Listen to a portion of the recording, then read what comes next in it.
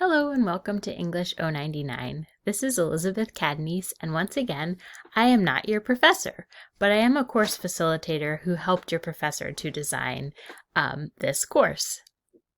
So in English 099, you may see my head or hear my voice, but your professor is the one who's going to be there for you to answer your questions in whatever way they see fit, whether it be through email, through Zoom, through phone calls. Please talk to your professor about that.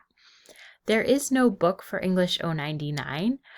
While I use a book sometimes with my students, we decided as a department that it would be easier to just put in the resources within individual modules. So sometimes you'll hear me mention a book or start reading from a book, but the materials that you need are just going to be right there in the modules for you that you can click on, go to the website, copy and paste, or in some instances, they'll be right there for you in a Word document.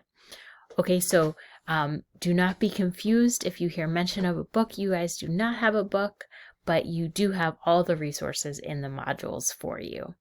You're going to read student essays in English 099, and those essays are by real CCP students, except for one instance where a student asked that I use a pseudonym.